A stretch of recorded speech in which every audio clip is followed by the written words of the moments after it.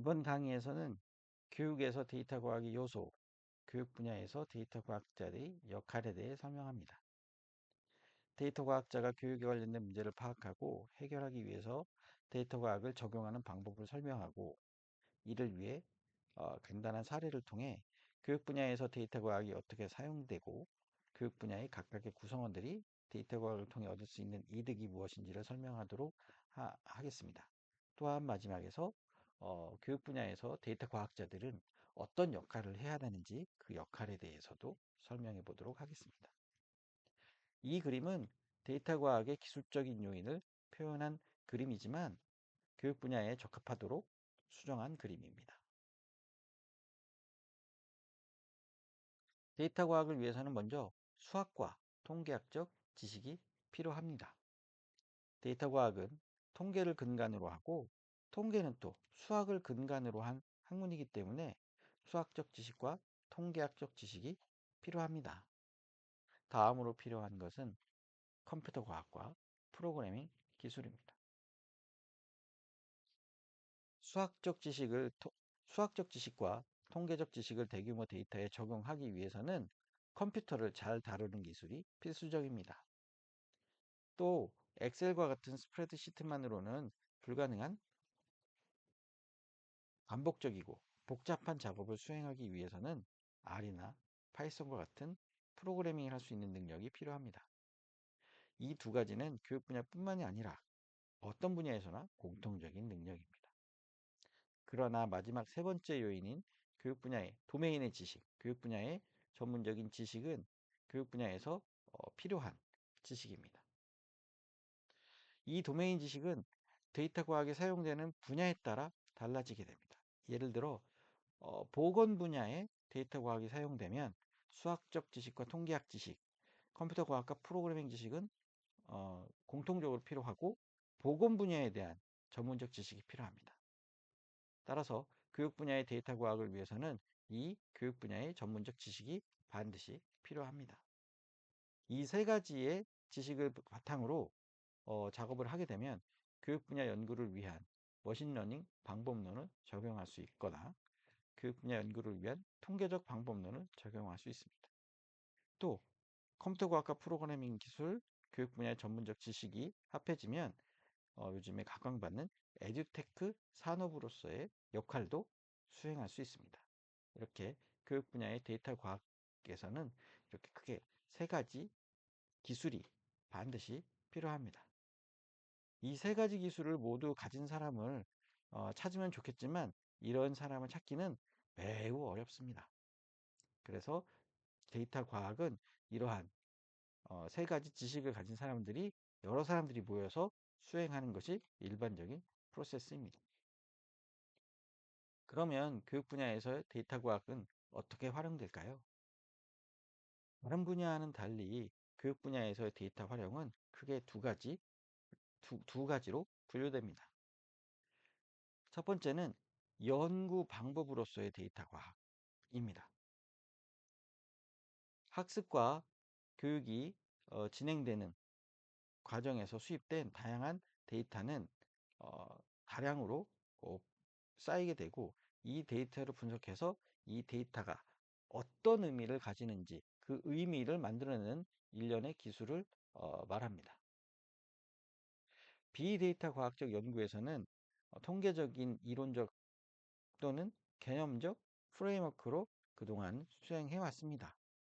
먼저 연구자가 가설을 세우고 이에 대한 데이터를 수집한 후 이 가설이 통계적으로 의미가 있는지에 대한 검증을 하는 그런 프레임워크가 주로 많이 사용이 되어 있습니다. 하지만 교육 분야에서 데이터 과학이 사용되면 이론 중심의 질문으로부터 시작을 할 수도 있고 탐색적 데이터 분석이라고 하는 그런 분석을 통해 연구의 문제를 뽑아내고 이를 검증하는 과정도 거대한 데이터에서 찾아낼 수 있습니다. 두 번째, 교육 분야에서의 데이터 과학의 활용은 가르치고 배우는 맥락에서, 즉 교육을 위한 데이터 과학입니다. 이것이 교육이라는 특별한 분야에서 적용되는 방법입니다. 데이터 과학이 어느 분야에서 사용되든지 간에 데이터 과학자를 양성하는 누군가는 필요합니다. 이를, 이를 우리는 데이터 교육이라고 합니다. 따라서 과학을 가르쳐서 과학자를 만들고 수학을 가르쳐서 수학자를 만들듯이 데이터 과학을 가르쳐서 데이터 과학자를 만드는 것이 교육 분야에서 해야 할 일입니다. 수학과 통계를 가르치고 컴퓨터를 사용하는 법, 프로그래밍을 하는 법에 대해 하는 방법들을 어떻게 효과적으로 가르쳐서 훌륭한 데이터를 양성할 것인지에 대한 책임이 교육에 있습니다. 교육 분야에서 데이터 과학이 가장 효과적으로 활용되는 사례인 학습 분석의 사례에 대해 예를 들어보도록 하겠습니다. 이 학생은 새 학기를 맞았습니다. 과학 실험이 어렵게 느껴지고 학습 성적도 떨어지는 것 같아 걱정이 큽니다. 요즘 학생들은 책으로도 공부를 많이 하지만 온라인 학습 플랫폼에서도 학습을 많이 합니다. 이 학생이 온라인을 통해 검색하거나 열람한 학습 동영상에 대한 데이터가 수집될 수 있습니다. 이 데이터를 잘 분석하면 이 학생이 어떤 분야를 집중적으로 검색했는지, 이해한 부분과 이해하지 못한 부분은 어디인지를 분석하여 또래 집단과의 차이점을 파악할 수 있습니다. 또 언제 주로 학습하는지, 학습하는 방법은 어떤지 등에 대한 학습 패턴의 분석이 가능합니다.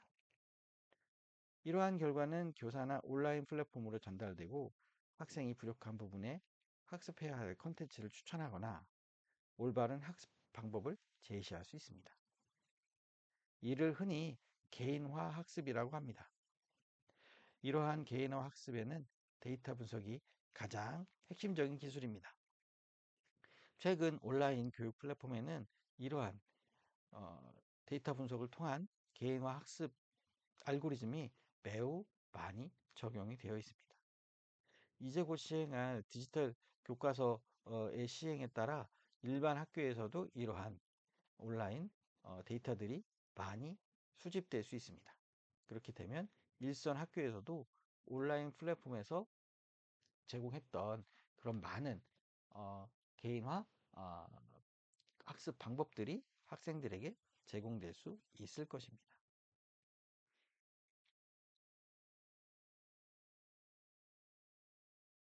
교육 이처럼 빅데이터와 데이터 분석을 통한 학습은 어떤 장점이 있을지에 대해 교사와 학생의 입장에서 살펴보도록 하겠습니다. 먼저 교사적 측면을 한번 살펴보도록 하겠습니다. 교사들은 온라인으로 학생들이 학습한 학습 과정을 확인할 수 있습니다. 그래서 이 학생이 어떻게 학습 활동을 이해하고 수행했는지에 대한 결과를 한눈으로 확인할 수 있습니다. 그리고 그 결과를 가지고 학생의 반응을 실시간으로 확인할 수 있고 이에 대한 적절한 대처가 가능합니다.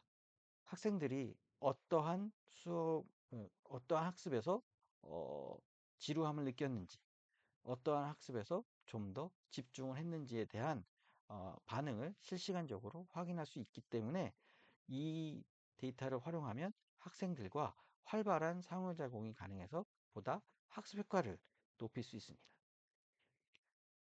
학생의 측면에서 보자면 어, 분석의 대상이 되는 많은 학생, 즉 자기 자신을 제외한 다른 학생들의 다양한 학습 과정을 참고해서 자신의 학습 과정을 다시 한번 점검하고 적절하지 않다면 다시 설계할 수도 있습니다.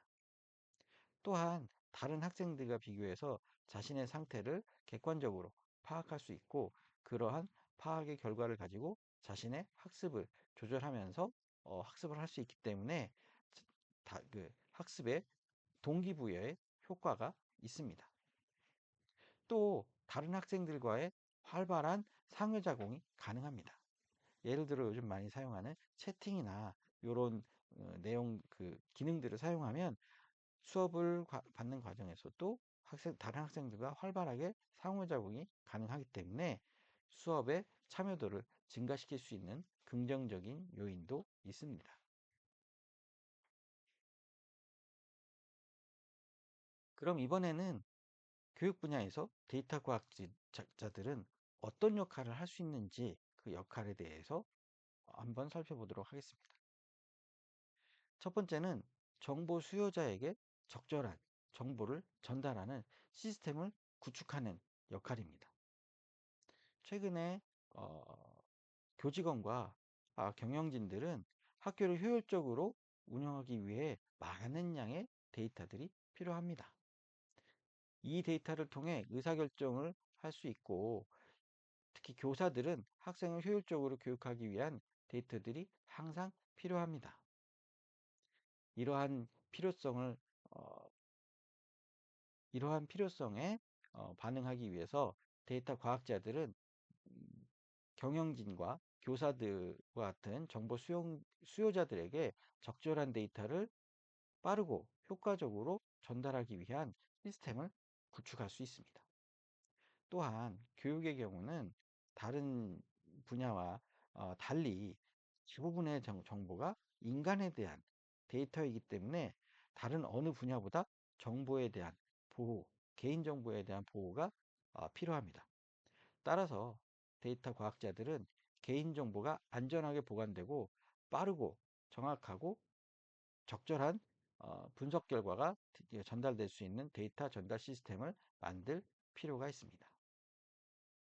또한 학교 단위에서 학생과 교사 레벨에서의 데이터 분석 외에도 거시적인 교육 정책을 수립하고 그 수립된 교육 정책들이 올바로 수행되고 있는지에 대한 평가를 하기 위한 여러 가지 데이터를 어떻게 수집하고 그 데이터를 어떻게 분석해서 다시 피드백해야 하는지에 대한 교육 데이터 거버넌스를 수립하는 데에도 큰 역할을 할 수 있습니다. 두 번째는 교육적 효과를 분석하기 위한 측정 분석을 시행해야 합니다.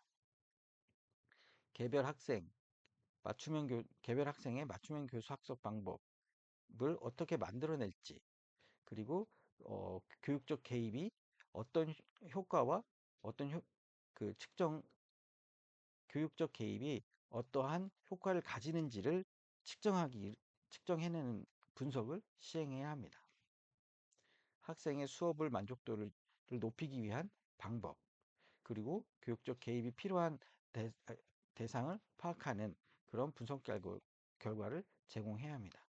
예를 들어 어떤 학생들이 만성결석을 하는지, 그리고 만성결석에 노출될 위험이 있는 학생들이 어떤 학생들인지에 대한 분석 결과를 미리미리 교사에게 제공할 수 있다면 그 만성결석을 해결하기 위한 교사들이 어, 대안을 세울 수 있습니다.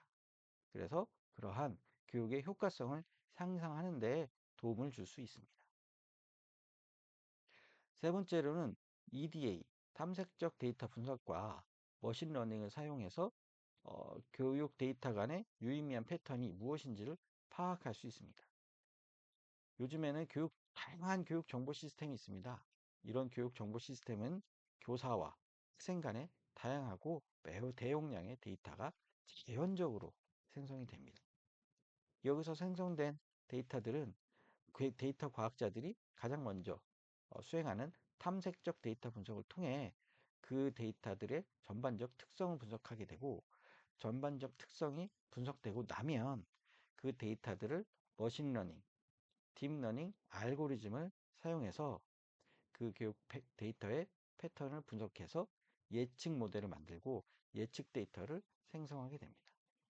이 예측 데이터를 사용해서 학교에서, 그리고 교육 정책적으로 많은 효과적인 정책들, 그리고 학생의 어, 그 학습적 능력을 높이기 위한 효과적인 교수학습 방법들을 설계할 수 있습니다. 네 번째 마지막으로 교육 분야의 데이터 분석 방법론을 개선하고 개발하는 데 노력을 기울여야 합니다.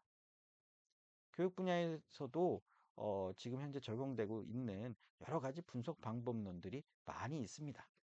하지만 금융이나 의료나 이런 다른 분야에서 많이 또 활용되고 있는 사례들을 분석해서 이들 다른 어, 산업들에서 사용하고 있는 데이터 분석 방법들이 교육 분야에서도 적용이 가능한지, 또 최근에 또 생성되고 있는 최신의 알고리즘들이 교육 분야에 적용되기 위해서는 어떻게 어, 어, 활용해야 하는지에 대한 개선된 방법을 제공하는데 데이터 과학자들이 역할을 해야 합니다.